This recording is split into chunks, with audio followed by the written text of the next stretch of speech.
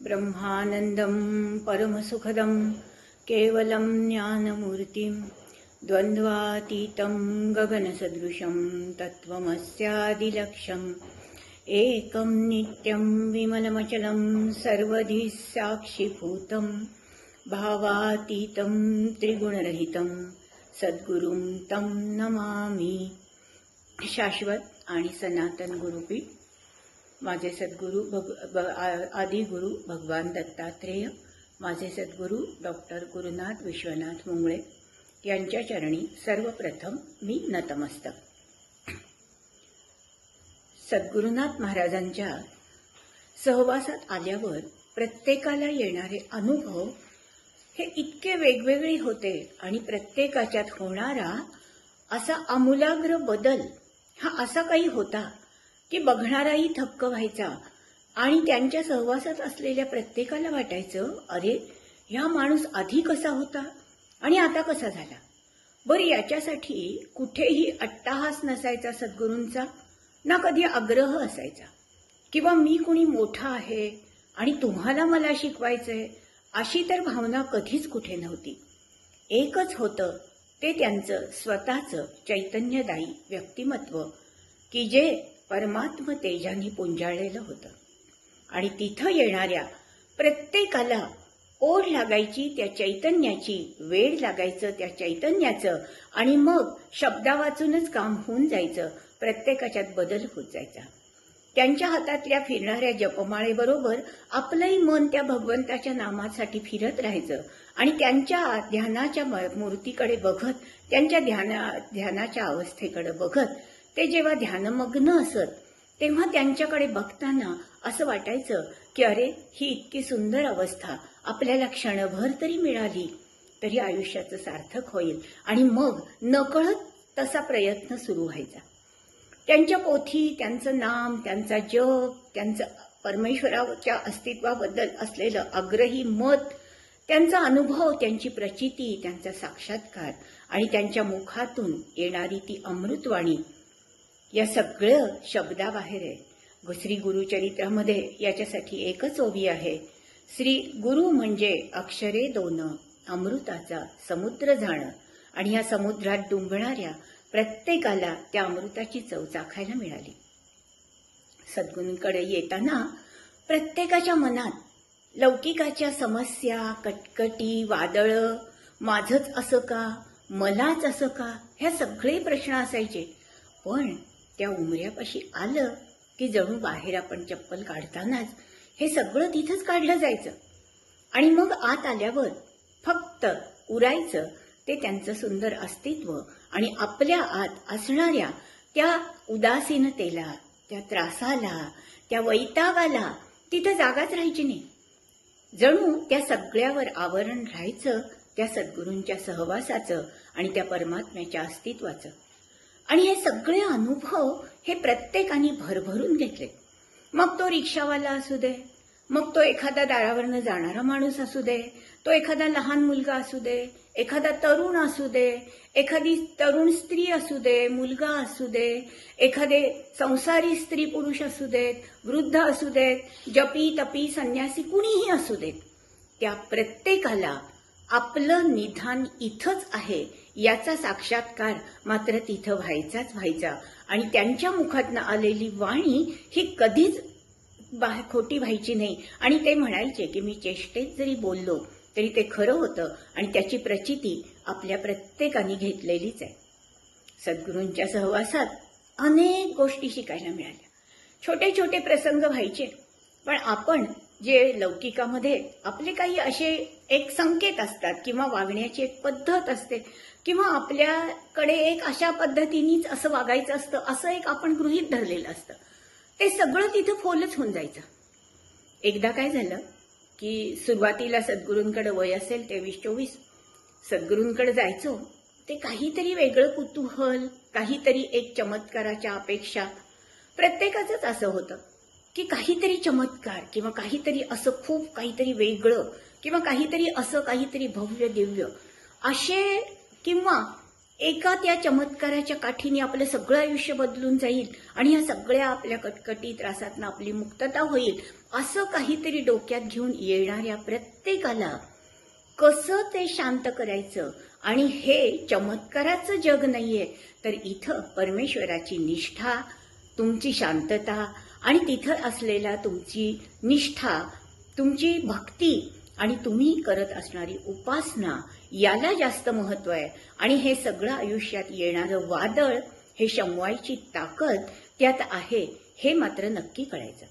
समस्या तशाच असायच्या, कटकटी तशाच असायच्या, त्रास तसेच असायचे. असं काही नव्हतं की लगेच गेलं की संपलंच झालं, आपण एकदम रिकामे, असं नव्हतं.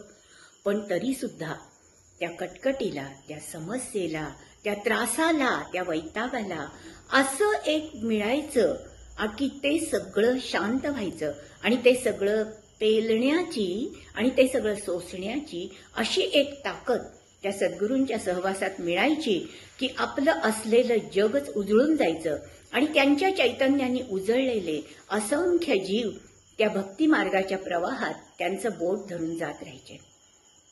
छोट्या छोट्या गोष्टीतून शिकवत असायचे, पण अट्टहास नव्हता. मी करतो म्हणजे तुम्ही करा असं नसतं, पण नकळतच असं वाटायचं की अरे, यांचं आयुष्य किती सुंदर आहे. आणि तसं आयुष्य, तसं समाधान, तशी शांतता, तसा विश्वास, तशी निष्ठा, तशी श्रद्धा आणि तसा भाव आणि तशी भक्ती आपल्यातही उतरावी, असं मन मात्र नकळतच मागत राहायचं. एकदा असं झालं की एका कुठल्या तरी ह्याच्या वर्तमानपत्रासाठी एक लेख द्यायचा होता. मग मला सद्गुरू म्हणाले की लेख लिहायचा आहे, लिहिशील का? एक सांगते की कधीही त्यांनी हे तू कर कुणालाही म्हणलं नाही. हे करशील का, हे वाचशील का, हे असं होईल का, हे त्यांचे शब्द होते ना, ते आपल्यालाच नतमस्तक पाहायला लावायचे. पण त्यांचा अट्टहास किंवा त्यांची आज्ञा कधीही नसायची. मग कधी लिहू आहे का वेळ, लिहिशील का? म्हटलं हो, लिहीन की. तेव्हा मी नोकरी होती माझी आणि शनिवारी कॉलेज आमचं 12:30 ते 4 असायचं. भगवंताची लीलाई अशी होती की माझ्या कॉलेजपासनं सद्गुरूंचं घर चालत 5 मिनिटावर होतं. त्यामुळे कॉलेज कितीला सुटतं? 4 वाजता. मग तू किती वाजता येशील? 4:05 मी तुमच्या घरात आहे. बोलण्यात काय आपल्या हायगड नसते, आपण अगदी सहज सांगून जातो की म्हणजे जसं काही आपला त्याच्यावर अधिकार आहे किंवा आपला हा आहे, अशा यांनी आपण सांगून जातो. मी तसंच सांगितलं, म्हटलं 4:05 मी तुमच्या घरात आहे. झालं. शनिवार उजाडला, कॉलेज सुटलं, 4 वाजले.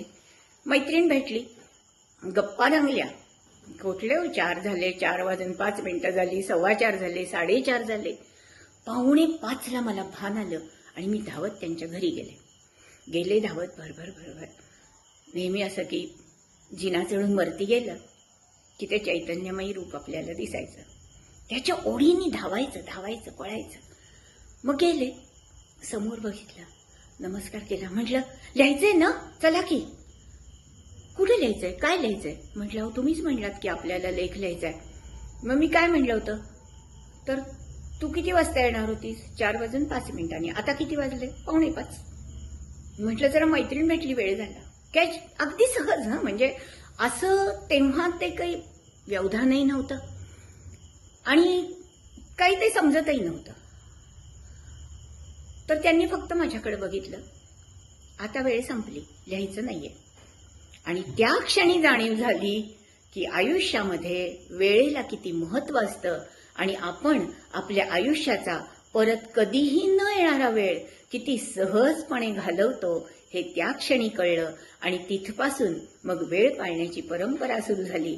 अशा छोट्या छोट्या गोष्टीतून एखाद्याचं व्यक्तिमत्व घडवणारे सद्गुरू प्रत्येकाला सांगायचे, मनुष्य बलवान होत नाही, समय होत बलवान, भिल्लन लूटी गौपिका, वही अर्जुन वही माय.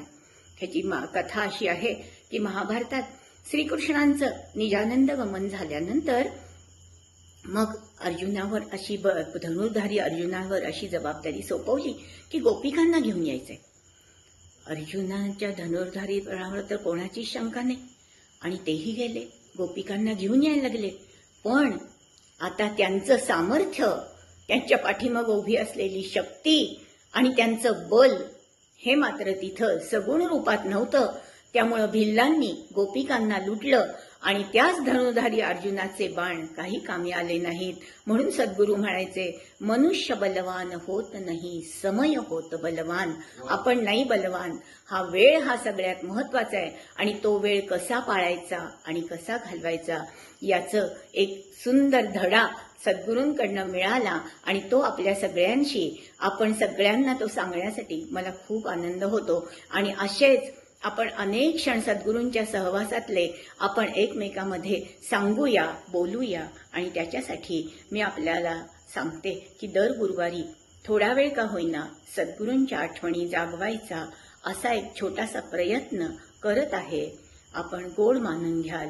हे सगळं आपलं नाही, हे सगळे बोल आहेत ते तिथून आलेले आहेत, ते सद्गुरूंनी दिलेले आहेत. हा सगळा जो काही शब्द हे आहे तो सगळा सद्गुरूचरणी अर्पण आणि सद्गुरूचरणी नतमस्तक.